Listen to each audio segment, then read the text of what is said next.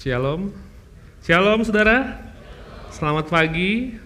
Salam sejahtera bagi kita semua. Kristus sangat mengasihi kita.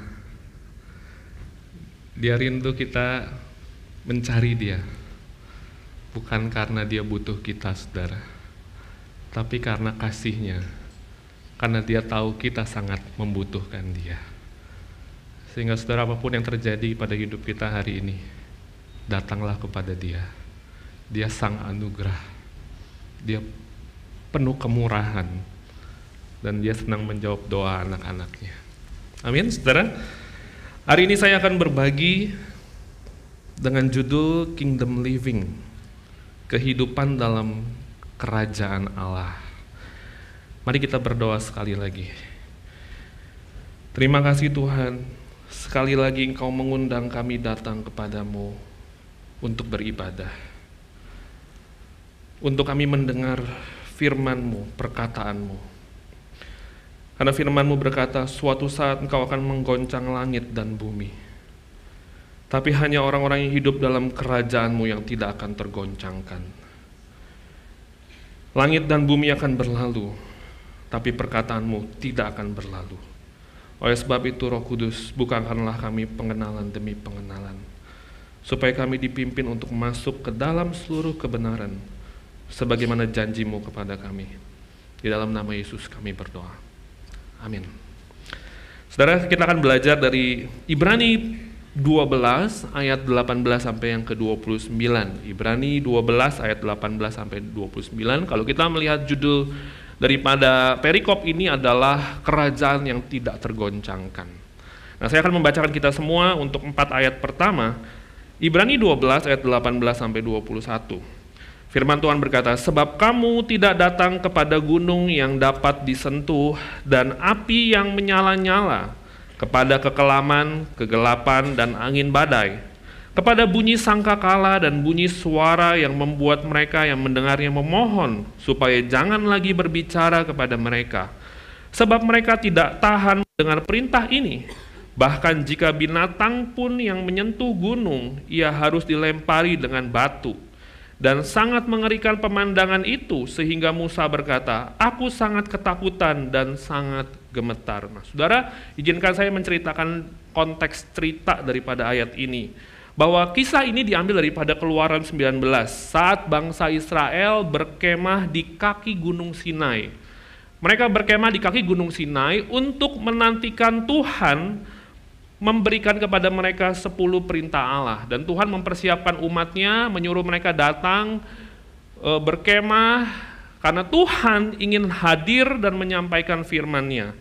Tetapi Allah memerintahkan agar tidak seorang pun, bahkan seekor binatang pun menyentuh gunung itu.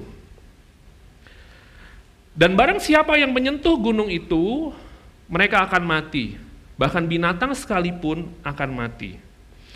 Dan pada saat itu api, kegelapan, kesuraman, dan angin menggambarkan pemandangan yang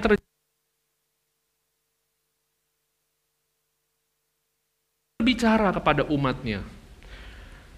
Dan pada saat itu ketika Allah hadir di gunung itu, api berkobar, melahap seluruh puncak gunung. Dan ini menggambarkan kehadiran Tuhan.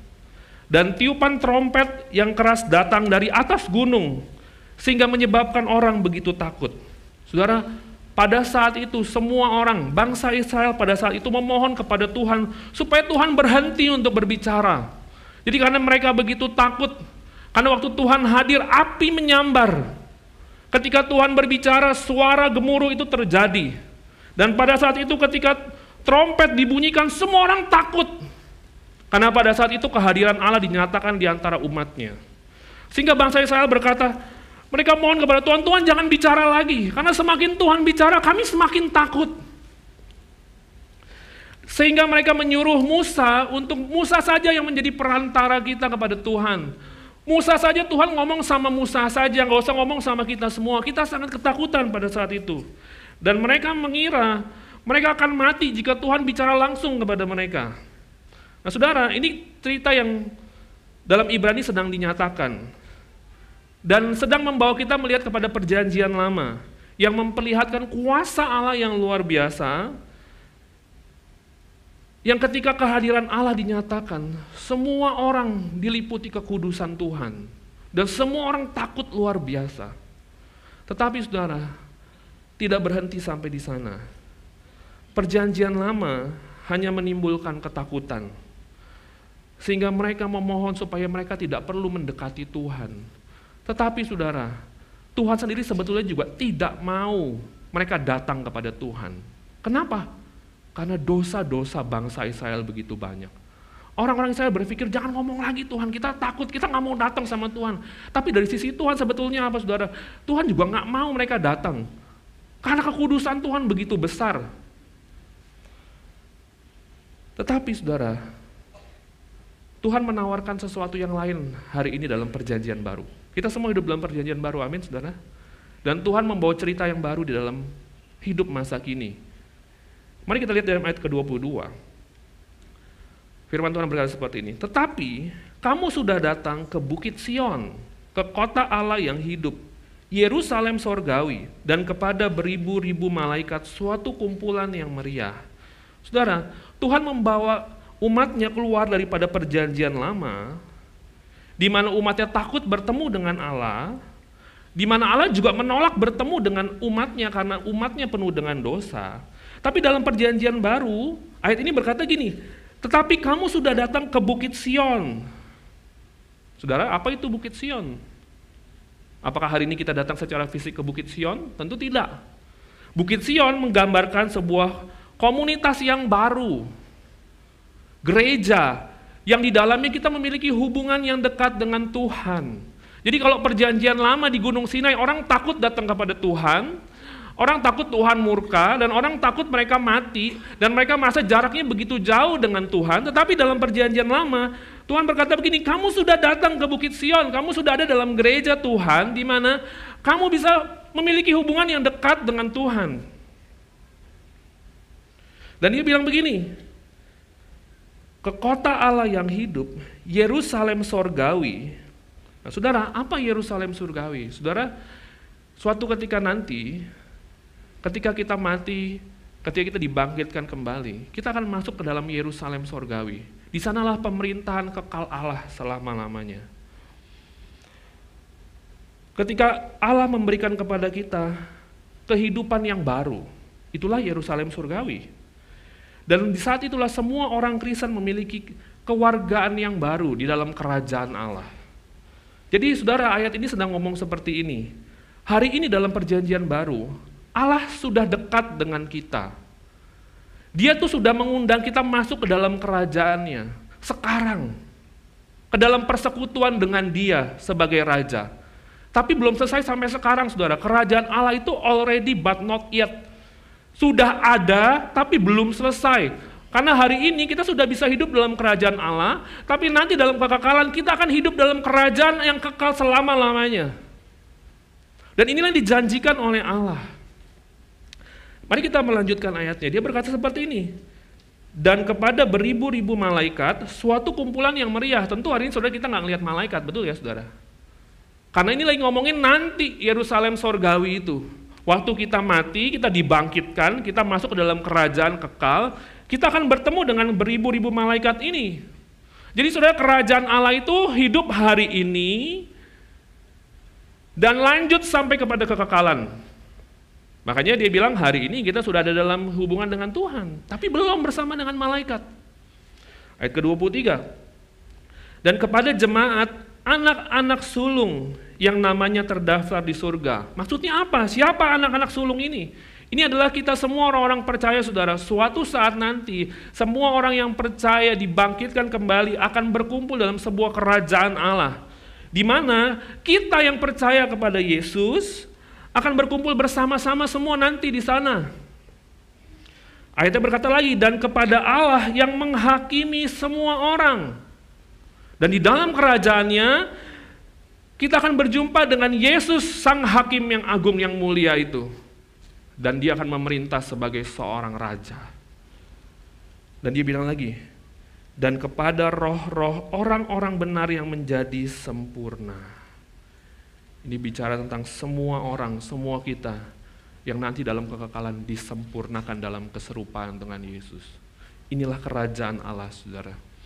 Kerajaan Allah ketika kita percaya kepada Yesus, di bumi ini kita masuk ke dalam kerajaan Allah, ke dalam pemerintahan, tapi tidak berakhir sampai kita mati, berlanjut sampai kepada kekekalan.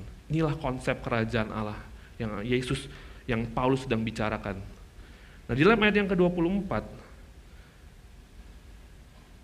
dia juga berbicara seperti ini. Dan kepada Yesus, saudara, ayatnya bilang, nanti kita itu sekarang sudah dibawa ke dalam Sion. Kita juga akan dibawa ke dalam Yerusalem yang baru. Kita juga akan dibawa bertemu dengan anak-anak sulung yang namanya terdaftar di surga. Nanti di surga kita akan pesta bersama dengan orang percaya dalam kerajaan Allah. Terus dia bilang, kita juga akan bertemu dengan Allah sendiri sebagai hakim nanti.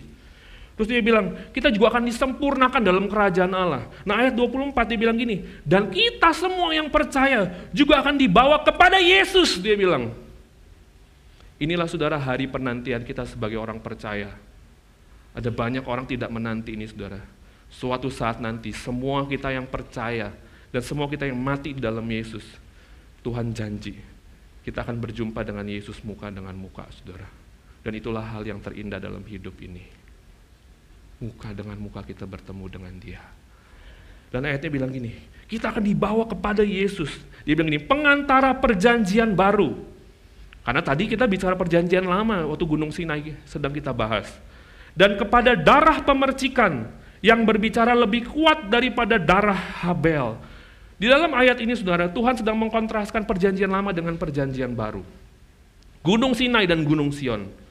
Dan di sini Tuhan bilang begini, firman Tuhan berkata gini, kita dibawa kepada Yesus, pengantara perjanjian baru.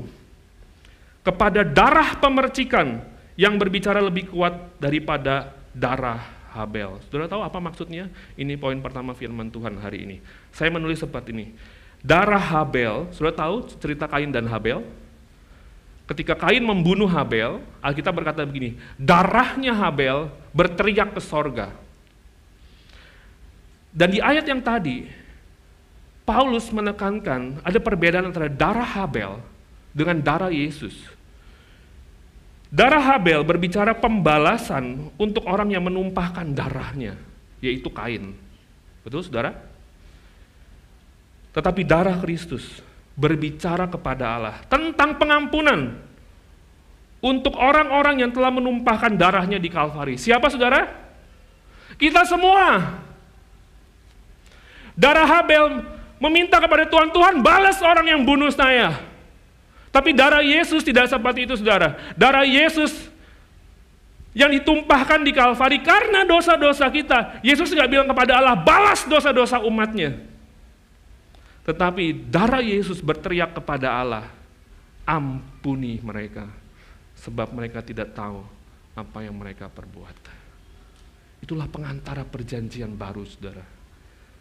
Sehingga darah Yesus, karya keselamatan Yesus, bagi kita yang percaya, sebetulnya adalah seruan untuk kita bertobat.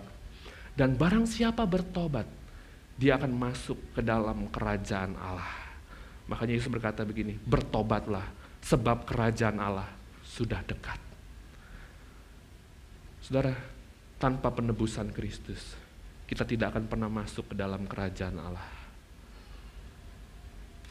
Tanpa penebusan Kristus, kita tidak akan pernah sampai kepada Yerusalem sorgawi. Tanpa kepada Yesus, kita tidak akan pernah bertemu dengan Allah, Hakim yang agung dan adil. Dan tanpa darah Yesus, tanpa pengorbanan Yesus, kita tidak akan pernah suatu saat nanti bertemu, berdiri muka dengan Tuhan Yesus. Dan tanpa darah Yesus, kita tidak akan pernah mengalami kehidupan yang kekal itu. Sehingga kalau kita berbicara tentang kerajaan Allah, kita berbicara tentang yang pertama, karya Yesus di kayu salib bagi hidup kita. Darahnya yang dipercikan itu adalah seruan untuk kita bertobat, percaya kepada Yesus, karena Dia akan membawa kita hidup dalam kerajaannya. Amin, saudara. Ayat yang ke-26. Waktu itu suaranya menggoncangkan bumi.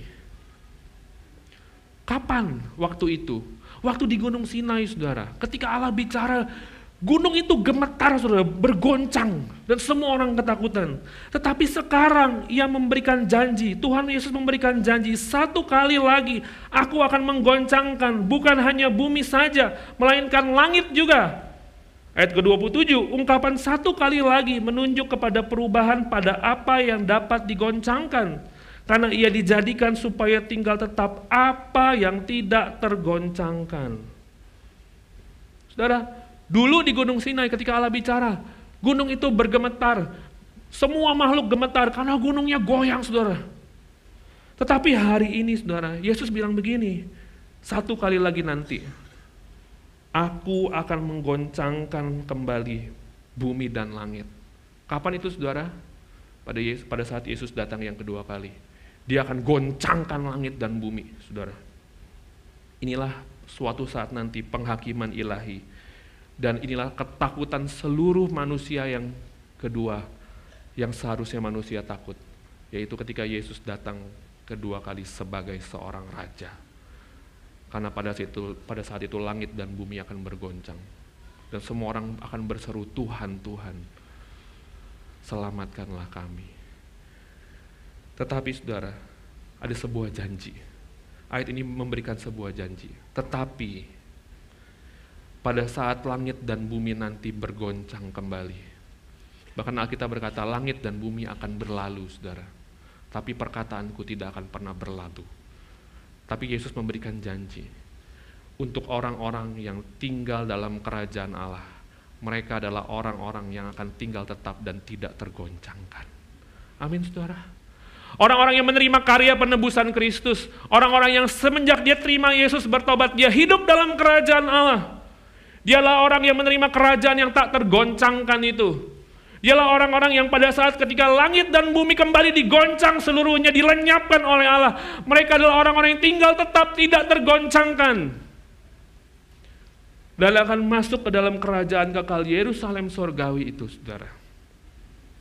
Dan itulah poin kedua firman Tuhan hari ini. Suatu saat Allah akan menggoncangkan langit dan bumi sampai hancur dan lenyap pada hari penghakimannya. Tetapi hanya orang-orang yang hidup dalam kerajaannya yang tak tergoyahkan dan kekal selama-lamanya.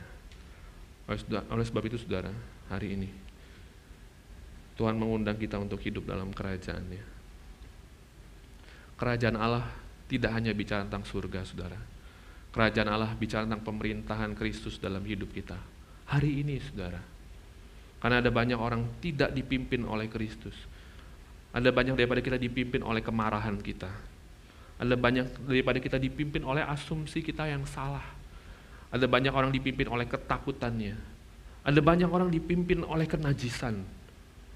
Tapi hanya orang-orang yang dipimpin oleh Kristus, Raja kemuliaan itu, yang akan hidup tak tergoncangkan selama-lamanya. Ayat yang ke-28 sampai ke-29. Jadi, karena kita menerima kerajaan yang tidak tergoncangkan, marilah kita mengucap syukur dan beribadah kepada Allah menurut cara yang berkenan kepadanya. Dengan apa, saudara? Hormat dan takut. Sebab Allah kita adalah api yang menghanguskan. Karena kita telah menerima kerajaan yang tak tergoncangkan itu, kita bersyukur. Dalam kekristenan kita menerima dulu, saudara. Kerajaan Allah itu bukan sesuatu usaha yang kita cari, saudara. Bukan usaha yang kita pakai kekuatan kita sendiri masuk ke dalam kerajaan Allah. Nggak bisa, saudara. Kerajaan Allah itu diberikan oleh karya penebusan Kristus. Karena kita telah menerima karya penebusan Kristus, Alkitab berkata begini, oleh sebab itu, karena kita sudah hidup dalam Kristus, dalam kerajaan yang tak tergoncangkan, bersyukurlah, dia bilang. Karena yang di dalam dia suatu saat nanti kita akan tinggal tetap tak tergoncangkan. Oleh sebab itu umatku, kata Tuhan, bersyukurlah dan hiduplah beribadah kepadanya menurut cara yang berkenan kepadanya, yaitu dengan hidup hormat dan takut akan Tuhan. Kenapa dia bilang? Karena Allah adalah api yang menghanguskan. Saudara, kalau tadi lagu, api kemuliaannya tercurah dari surga. Saudara, hati-hati, saudara. Itu artinya dua, saudara. Artinya memang Roh Kudus itu hadir, sebagaimana Roh Kudus menyatakan diri dengan lidah-lidah api. Tapi bukan hanya itu, saudara. Api itu akan menghanguskan apa yang tidak kudus, saudara. Makanya waktu kita nyanyi, api kemuliaannya, di hati saya, hati-hati nih. Ketika api Allah itu menyambar, saudara, dia akan bakar yang tidak kudus dalam diri kita, yaitu dosa-dosa dalam hidup kita. Dan itu berbicara tentang kesucian hidup. Karena Allah adalah api yang menghanguskan. Oleh sebab itu, saudara, Tuhan berkata, hiduplah dalam kerajaannya menurut cara yang berkenan kepadanya.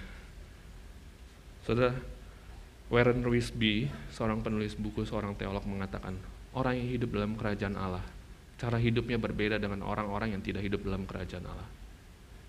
Mereka berbeda, saudara. Dan itulah yang Allah kehendaki kepada umatnya.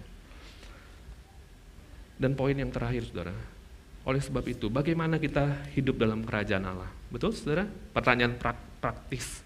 Bagaimana kita hidup dalam kerajaan Allah? Oleh sebab itu, bagaimana hari ini kita perlu hidup?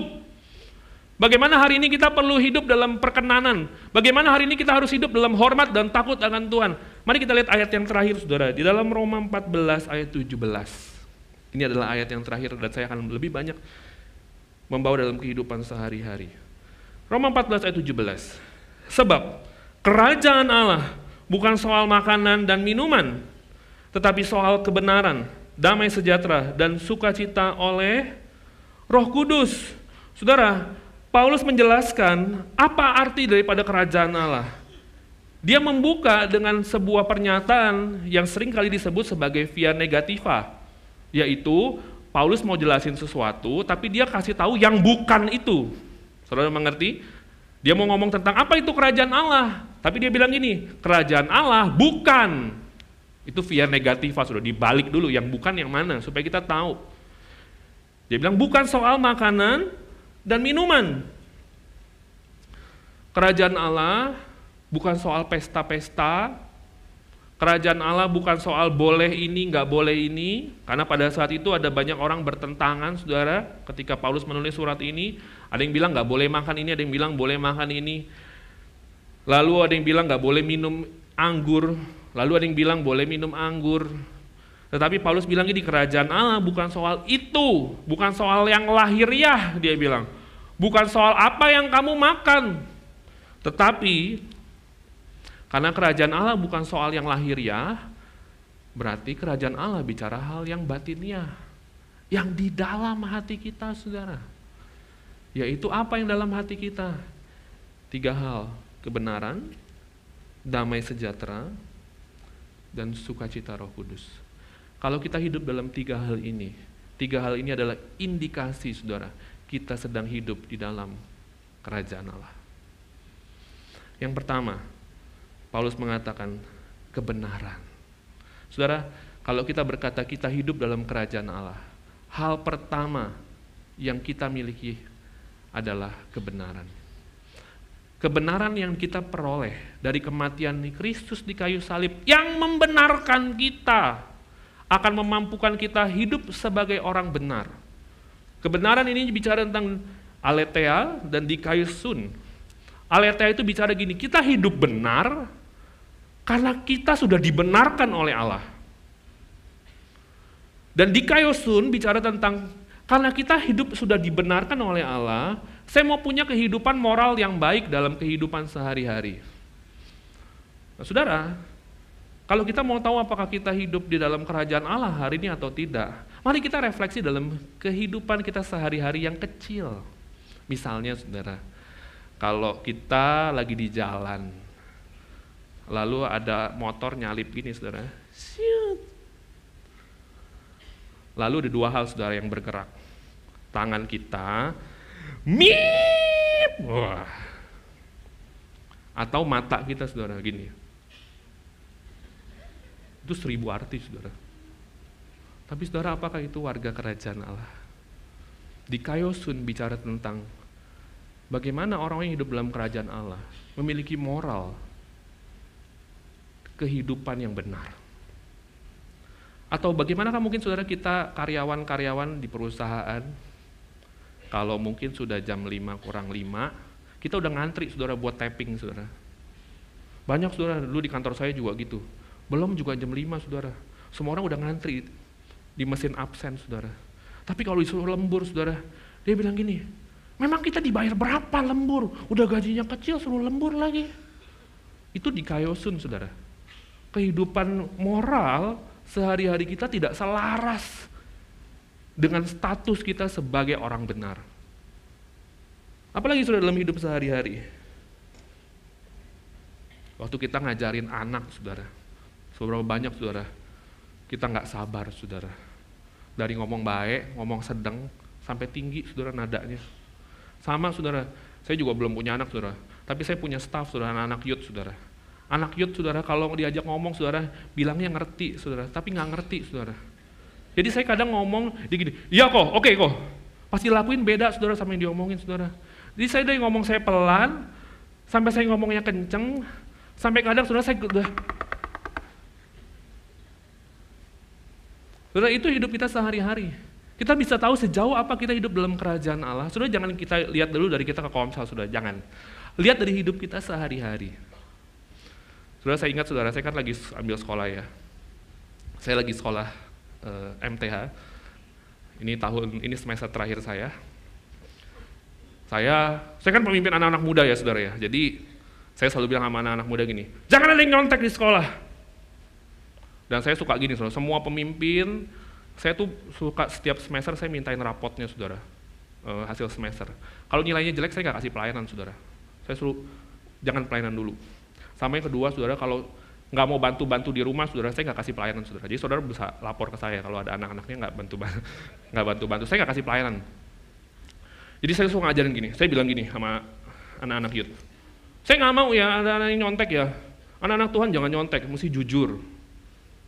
Dan saudara, saya juga cerita sama mereka semua dari saya SMA, saya terima Yesus, saya udah nggak pernah nyontek, saudara. Satu ketika, saudara, saya lagi ujian, saudara. Saudara jangan asumsi dulu sama saya. Saya lagi ujian, lalu dosennya bilang begini, saya kasih soalnya ya di grup WA, lalu saudara-saudara kerjain. Ini pelajarannya teologi, saudara. Lalu saya masih kerjain yang lain, saudara, jadi saya kerjain yang lain. Lalu teman saya bilang gini, loh Pak, kok soalnya ada sama jawabannya? Saya langsung sadar, saya langsung save, saudara. Saya save. Tapi waktu saya save itu saya diem. Kok saya begini ya? Saya belum nyontek, sudah belum. Saya baru save. Jadi karena saya pikir, jangan-jangan dia salah tuh dosennya kan? Dia pikir dia kasih soalnya doang. Tapi di lembar berikutnya ada jawabannya, saudara.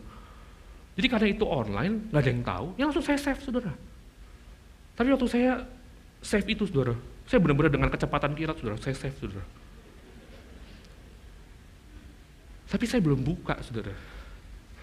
Tapi waktu habis saya save, Tuhan tuh ngomong di hati saya, udah pelajaran teologi, mau nyontek. Itu saya kebuka, saudara, mata saya, saudara. Saya pikir, bicara hidup kerajaan Allah bukan hanya bicara khotbah ya. Mengkhotbahkan tidak nyontek ke anak muda itu satu hal. Ternyata mempraktekannya berat. Tapi saya tahu kalau Tuhan ngomong itu sama saya, saudara, saya nggak jadi buka itu filenya, saudara. Saya kerjain sampai akhir. Pas saya buka, jailah, saudara, beda jauh, saudara, sama yang. Tetapi saudara, itulah kebenaran. Dalam hidup ini adalah banyak hidup kita sehari-hari diperhadapkan kepada kebenaran. Mungkin waktu kita lakukan, hasilnya tidak sebaik kita berbuat curang. Tetapi kebenaran adalah hal yang pertama dan yang utama yang Allah sebutkan dalam kerajaan Allah. Kehidupan dalam kerajaan Allah bukan soal makanan dan minuman, bukan soal hal yang lahiriah, tapi hal yang batiniah dalam hati kita. Apakah di hati kita memiliki kebenaran? Dan apakah kebenaran yang kita miliki diekspresikan dalam hidup kita sehari-hari? Itulah ciri kehidupan dalam kerajaan Allah. Saudara, saya itu kan bukan orang yang romantis ya, saudara. Suatu ketika istri saya harus pergi. Kita tinggal di apartemen lantai 21, dia harus pergi, dia mau pergi jalan-jalan sama teman-temannya ke luar negeri. Lalu sebelum dia turun ke lobi, sudah bawa kopernya, dia bilang gini sama saya, kamu mau anterin aku enggak? Terus saya jawab gini, tidak. Soalnya saya pikir gini saudara, bye di depan rumah apartemen sama bye di lobi sama aja. Karena kan dijemputnya di lobi, ngapain saya perlu turun ke bawah, saya naik lagi. Bye di sini juga sama aja saya pikir. Terus saya bilang gini, oh ya udah nggak apa-apa. Akhirnya dia turun. Lalu di hati saya saudara, Roh Kudus tuh ngomong di hati saya, nggak begitu perlakukan istri. Saya sadar, oh iya saya kok nggak romantis banget ya. Kan tahu gitu kan, oh saya bawain kopernya ya, saya antar ke lobi ya. Oh di lobi dada-dada, ya kan? Saudara, saya belajar bersama dengan Tuhan hal-hal yang kecil. Kita suka bicara hal-hal yang besar ya, kita ngomongin kerajaan Allah. Tapi sebetulnya hal-hal kecil dalam hidup kita, bagaimana kita memperlakukan istri kita, suami kita, anak-anak kita, itu kelihatan saudara, kita hidup dalam kerajaan Allah atau enggak. Kelihatan bagaimana kita hidup dalam kebenaran atau enggak. Dan mungkin kadang kita suka kompromi. Yang kedua, Alkitab juga berkata, kerajaan Allah bukan soal makan minum, tapi soal kebenaran, damai sejahtera. Saudara, salah satu hal yang kita nggak bisa beli dengan uang, damai sejahtera. Ada banyak orang punya banyak uang tapi nggak punya damai sejahtera. Betul saudara? Dan Allah bilang begini, kehidupan dalam kerajaan Allah akan membawa kita memiliki damai sejahtera. Dan biasanya saudara, damai sejahtera lahir karena ada satu hal yang disebut kasih. Karena ada kasih, di sana ada damai sejahtera. Betul saudara? Kalau kita mau melihat bagaimana kehidupan keluarga kita, kalau kita mau melihat bagaimana kehidupan kita berelasi dengan orang, misalnya penuh dengan percekcokan, penuh dengan pertikaian, asumsi, suka nggak suka, itu mengindikasi saudara, tidak ada kasih dalam kehidupan kita. Kasih dan damai sejahtera saling berkaitan yang sangat erat. Makanya saudara, ada banyak orang mungkin keluarganya pas-pasan saudara, tapi di dalam keluarga yang saling mengasihi, disitulah damai sejahtera ada saudara. Tapi juga ada keluarga yang mungkin berkecukupan dalam segala sesuatu, tapi nggak ada damai sejahtera saudara. Hubungannya rusak, hubungannya hancur. Karena damai sejahtera lahir daripada kasih. Dan kasih lahir daripada pekerjaan Roh Kudus dalam hidup kita. Makanya Roma 4 bilang gini, dan Roh Kudus membawa kita melihat kasih Allah, supaya kita juga bisa hidup dalam kasih dan mengasihi orang. Dan di saat itulah kita mengalami hidup dalam damai sejahtera. Saudara, apa kita punya kehidupan penuh damai sejahtera di rumah saudara? Itu ciri ada kerajaan Allah. Di kantor saudara, saya nggak tahu saya pernah cerita ini apa enggak ya saudara. Dulu waktu saya masih, sebelum saya full time, saya kerja auditor saudara. Saya ingat di tahun pertama saya masuk jadi auditor, saya itu kerja suka salah saudara. Nama juga orang baru, kerja salah wajar. Tapi kalau salah terus keterlaluan saudara. Jadi waktu saya di awal-awal kerja, saya tuh suka salah. Lalu saudara, senior saya itu kesel karena saya tuh kerja salah. Karena berkali-kali. Nah suatu ketika, senior saya ini, dia mau ngaduin saya sama manajer saya. Tetapi saudara, dia itu nggak mau ngomong langsung sama manajer saya. Dia itu chat manajer saya. Dia itu ngaduin saya by chat, WA. Saya berduduk berhadap-hadapan dengan dia, saudara. Di depannya ada sekat. Tetapi saudara, puji Tuhan, waktu dia mau ngaduin saya lewat chat ke manajer saya, dia itu salah kirim, saudara. Dia itu kirim ke saya. Jadi waktu saya lagi kerja, saudara ketawa ke saudara pengalaman ya. Kayak kita tuh mau ngomongin orang, karena kita lagi marahnya, keselnya, kita nggak sengaja kita kirim ke orangnya, saudara. Dulu WA tuh belum bisa di-unsend, saudara, belum.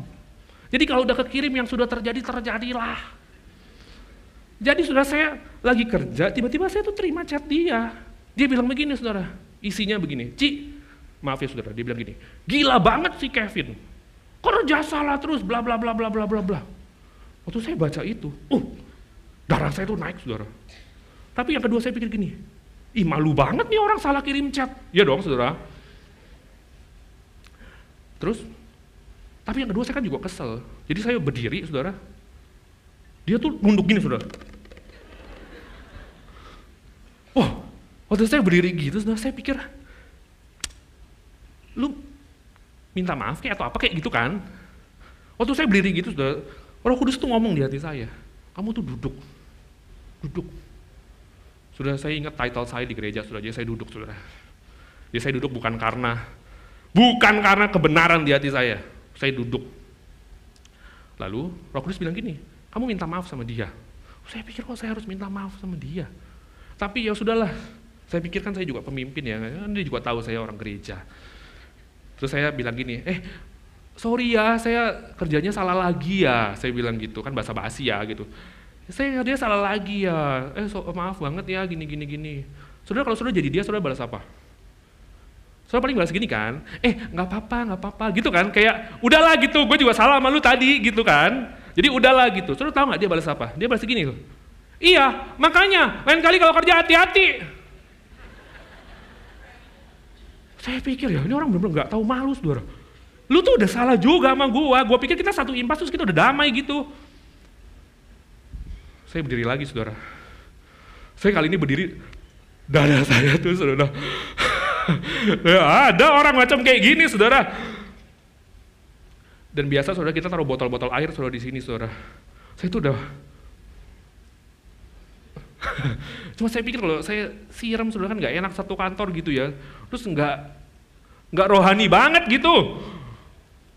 Lalu saya tahu di hati saya Roh Kudus tuh ngomong, kamu duduk gitu. Terus saya balas lagi saudara. Jadi kita tuh depan-depanan kita chat-chatan saudara. Saya balas gini, ya sudah, saya minta maaf nanti saya akan kerja lebih baik. Terus dia bilang gini, iya gitu dong. Waduh saudara, saya bener-bener panas sampai ke ubun-ubun saudara. Saya pulang saudara, saya benar-benar nggak mau lihat nih orang. Saya pulang, saya naik bus saudara. Saya kerja di Sudirman dulu. Waktu saya pulang naik bus saudara, saya panas sekali. Tapi Tuhan tuh tenangkan hati saya. Dia tuh ngomong gini, Tuhan tuh kasih saya gambar saudara. Waktu suatu ketika Yesus itu ditangkap dan ahli Taurat dan orang-orang Farisi, imam-imam itu ngomong gini sama Yesus, kamu tuh anak Allah bukan? Kamu tuh anak Allah bukan? Lalu Yesus digoncang-goncang gitu. Yesus tuh nggak mau jawab. Tapi satu ketika Yesus jawab begini saudara, kamu sendiri yang mengatakannya. Lalu orang-orang itu, ahli-ahli Taurat, imam kepala itu angkat tangannya, dia tampar muka Yesus berkali-kali saudara. Terus saya seperti Tuhan kayak ingetin saya gambar itu saudara. Dan di situ air mata Yesus tuh mengalir, dia tertampar, dia dipukul. Dan di dalam bus itu ya Tuhan ngomong sama saya, berapa kali juga kamu berdosa buat hatiku itu sedih, tapi aku juga gak pernah marah sama kamu. Berapa kali juga kamu berdosa, tapi aku gak pernah balas kamu setimpal dengan perbuatanmu. Saudara, waktu saya di bus itu saya tuh kayak bengong saudara, Tuhan kayak siram hati saya pakai air dingin saudara. Tuhan tuh kayak ngomong, kamu tuh sama aja kayak dia. Tapi bedanya saya gak pernah marah sama kamu, saya gak pernah murka sama kamu, saya gak pernah mau siram kamu pakai air. Saya nggak pernah mau maki-maki kamu. Di situ saya seperti di bus itu saya pulang ya, saya pikir Tuhan kok hati saya nggak seperti hati Tuhan ya. Saudara, besokan paginya saudara, terus saya datang pagi, teman saya ini datang saudara, dia bilang gini, halo. Ada saudara, ya nggak apa-apa lah saudara. Lalu saya bilang gini sama dia, saya minta maaf ya yang kemarin. Saya suka salah, nanti kalau saya salah lagi boleh ditegur juga nggak apa-apa. Terus dia bilang gini, iya dong. Tapi sudah saat itu saya tahu hati saya itu udah beres bersama Tuhan. Saya nggak jadi soal. Buat saya pada saat itu damai sejahtera saya ada karena karya Roh Kudus di hati saya. Ternyata bukan karena saya tuh pemimpin di gereja. Waktu karya Roh Kudus bekerja di hati saya, menyadarkan saya apa yang Yesus buat bagi saya. Saya tahu bagaimana saya harus memperlakukan orang lain. Dan situ ada damai sejahtera itu turun atas hati saya saudara. Dan di hari itu saya udah gak permasalahkan itu semua. Saudara, apakah ada damai sejahtera dalam kehidupan saudara? Yang lahir daripada karya Roh Kudus di dalam kehidupan saudara. Dan yang ketiga, firman Tuhan berkata begini, sebab kerajaan Allah bukan soal makanan dan minuman, tapi soal kebenaran, damai sejahtera, dan sukacita Roh Kudus. Sukacita oleh Roh Kudus. Saudara, bahagia itu satu hal. Bahagia itu terjadi kalau situasi dan kondisi berjalan seperti yang kita inginkan. Tapi sukacita, dia bilang gini, itu dari Roh Kudus. Kenapa saudara? Karena meskipun kita mungkin hari ini sedang tidak memiliki keadaan ekonomi yang baik, mungkin hari ini kita dalam proses yang tidak mudah, mungkin kita dalam sebuah situasi yang tidak ideal dalam hidup ini, tapi Tuhan menjanjikan ada sukacita oleh Roh Kudus, bukan oleh dunia ini saudara.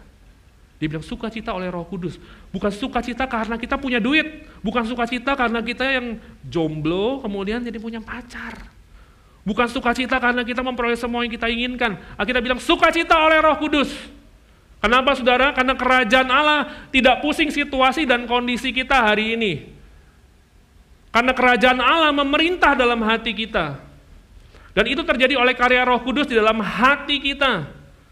Ketika kita berjalan dalam kebenaran, di sanalah Roh Kudus memberikan kepada kita sukacita yang sejati. Makanya saudara, ada banyak orang mungkin juga keadaannya tidak mudah, tapi dia bisa sukacita kok. Ada banyak orang punya banyak uang, stres saudara, saldo turun dikit, kan mungkin dalam hidup kita juga gitu ya saudara, kita punya standar tabungan yang harus kita punya, begitu ya saudara ya. Dan ada banyak orang kalau tabungannya udah turun daripada standar yang harus dia punya, wah sukacitanya hilang saudara. Karena mungkin sukacita kita dari saldo tabungan saudara, karena mungkin sukacita kita karena teman-teman kita bersama dengan kita. Tapi Alkitab nggak pernah bilang sukacita datang dari situasi dan kondisi dan orang lain. Alkitab bilang sukacita datang dari Roh Kudus. Saudara, saya juga suka khawatir dalam hidup saudara. Saya baru menikah, sudah tahu kalau baru menikah saudara pengeluarannya banyak. Buat menikah, setelah itu mau cicil rumah, mau ini, mau itu, mau ini, mau itu. Dan ini kejadian yang dalam hidup saya tuh seringkali saya khawatir saudara. Saya pelayan Tuhan, saya ingat waktu saya full time, saya kasih hidup saya buat Tuhan. Dan saya bilang sampai saya mati Tuhan, hidup saya untuk pelayanan, hidup saya untuk Tuhan. Saya nggak akan cari duit kok Tuhan. Saya ingat teman-teman saya hari ini ada yang sudah jadi manajer, ada yang sudah punya gaji sekian, waktu kita ngumpul saudara. Makanya saudara kadang ngumpul-ngumpul pulang juga nggak suka cita saudara. Saya pikir kan kita ngumpul-ngumpul pengen ngobrol-ngobrol gitu kan. Pas pulang kok saya makin kepikiran saudara. Karena dia cerita gajinya sudah segini, jabatannya segini, jabatannya segini. Tapi saya lihat hidup saya saudara, hidup saya sama hidup dia satu, nggak beda. Kita sama-sama punya pengeluaran. Tapi yang beda satu, saya pas pulang saya mikir, lu bisa cari kerja, dapat duit di sini, kalau nggak puas gajinya cari lagi di sini, nggak puas gaji cari saya gini. Lah saya hidup untuk melayani Tuhan, fokus saya tuh bukan cari duit. Jadi saya mikir saudara gini, sama-sama butuh duit, tapi tujuan gua kagak cari duit. Saya nggak bisa saudara pindah saudara, kalau saya nggak puas di Abalov, saya pindah ke gereja yang lain, kagak bisa saudara. Saya kan di sini bukan juga melayani Abalov, saya juga melayani Tuhan. Itu pemikiran saya waktu saya pulang dari kongko-kongko itu saudara. Sampai beberapa hari itu saya stres saudara, saya kepikiran. Saya tuh khawatir sama hidup saya. Saya pikir gimana ya nanti. Hari ini saya belum punya anak, kalau saya punya anak gimana ya? Kalau punya anaknya 1, kalau 2, kalau 3. Habis itu sekolah apa segala macam. Wah, saudara kan kalau kita kadang mikir gitu ya saudara. Kita hanya masih di sini, pikiran kita udah di mana. Dan kadang bukan hanya itu saudara, kita khawatir karena apa yang kita pikirkan kadang itu nggak real. Dan itu yang terjadi juga sama hidup saya saudara beberapa waktu lalu. Sampai saudara Tuhan memberikan saya ayat ini saudara, dan tentu kita semua tahu. Dia bilang begini, siapakah di antara kamu yang karena kekhawatirannya dapat menambah sehasta pada jalan hidupnya? Jadi, jikalau kamu tidak sanggup membuat barang yang paling kecil, mengapa kamu khawatir akan hal-hal yang lain? Ayat 27 kita tahu nih ayat ini. Perhatikan bunga bakung yang tidak memintau dan tidak menenun. Namun aku berkata kepadamu, Salomo dalam segala kemegahannya pun tidak berpakaian seindah salah satu dari bunga itu. Jadi sebelum ayat ini ngomongin tentang kekhawatiran memang, dan saya lagi khawatir. Ayat ini ngomong gini, sebelumnya ngomong gini, itu burung-burung gagak itu semua cari makan, mereka nggak punya lumbung. Burung gagak itu wah terbang nyari makan, mereka nggak pikirin tabungan, mereka nggak pikirin deposito. Lalu ayatnya ngomong lagi, itu kamu lihat bunga-bunga, mereka tidak memintal, tidak menenun, tapi cantik sekali bunga itu. Tapi dipelihara oleh Tuhan.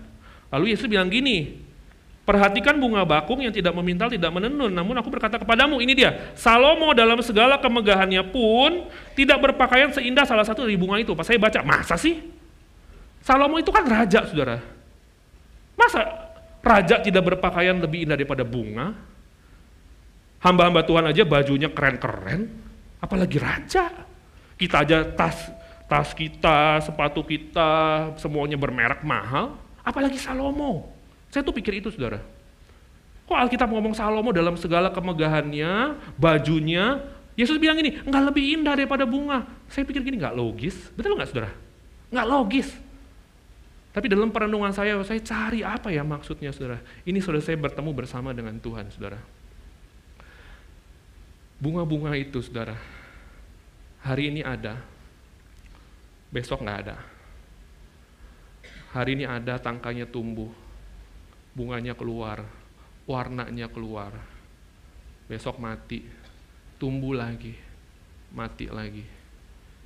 Tapi semua itu ada dalam pemeliharaan Tuhan.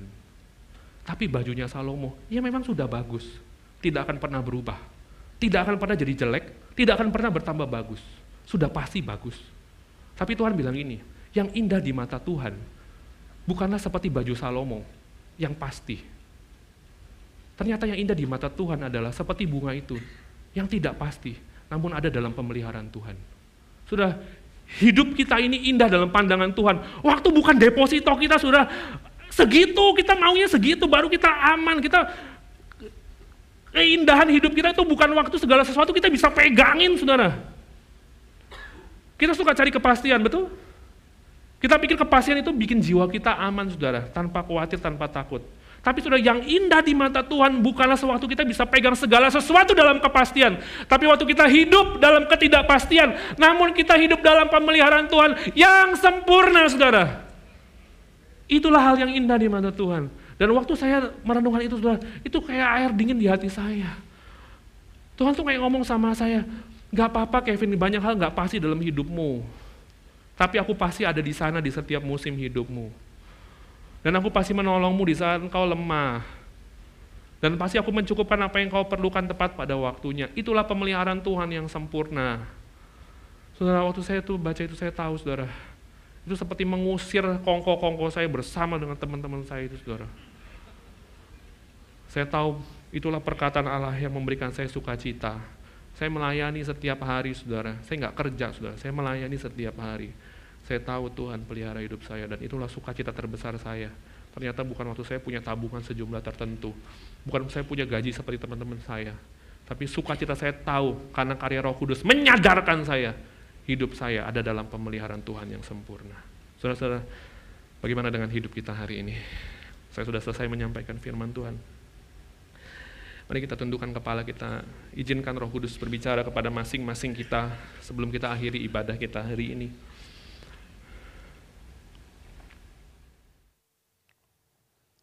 Mari kita mengizinkan Roh Kudus berbicara, saudara-saudara. Biarkan kita memiliki hati yang teduh saat ini. Sampai kita sungguh-sungguh dapat tenang dan kita dapat berdoa. Supaya engkau dapat berdoa. Sebelum kau tenang, kau nggak bisa berdoa, saudara. Mungkin hari ini kau ada banyak hal-hal yang membuat saudara nggak bisa tenang. Mungkin itu masalah uang, mungkin itu masalah ketakutan, masa depan, sakit, penyakit, saudara, yang membuat saudara nggak bisa tenang. Tapi saat ini, saudara, saya mau kita semua membawa semua beban dan dosa yang merintangi kita ke bawah kaki salib Yesus, saudara. Saya juga nggak akan altar call, saudara, tapi mari kita semua, kita bersama-sama datang kepada salib Yesus, saudara. Kita meneduhkan hati kita. Kita datang kepada tahta kasih karunia Tuhan, kepada salibnya. Kita bawa setiap beban dan dosa yang merintangi. Kita taruh di bawah kaki salib Yesus. Mari teduhkan hati kita, saudara. Dia di dalam kita di dalam Dia, dan kita aman di dalam tangan kasih-Nya. Mari teduhkan hati kita, bahwa dalam hidup ini tidak ada yang membahayakan kita, karena kita ada dalam genggaman tangan Tuhan. Serahkan semua ketakutan, kekhawatiran, beban-beban kita, karena Dialah yang memelihara kita. Firman-Nya berkata, serahkanlah segala kekhawatiranmu kepada Tuhan, sebab Ia yang memelihara kamu. Rendahkanlah dirimu di bawah tangan yang Tuhan yang kuat, karena Ia akan menolongmu, meninggikanmu tepat pada waktunya. Kami mengambil waktu teduh kami Tuhan, dan membiarkan Roh Kudus membongkar yang tersembunyi, mengingatkan yang keliru, menegur dosa, menyatakan kebenaran. Ampuni kami kalau kami seringkali hidup di luar daripada kerajaan Allah. Ampuni kami kalau kami diperintah bukan oleh Yesus Raja Kemuliaan. Kami diperintah oleh ketakutan, kekhawatiran, kenajisan, ketakutan. Kami minta pengampunan di hadapan Tuhan. Ampuni kami orang-orang yang lemah dan berdosa ini Tuhan. Dan curahkan kepada kami kasih karunia untuk kami dapat bangkit. Curahkan kepada kami semua yang kami perlu untuk kami dapat hidup serupa dengan Yesus.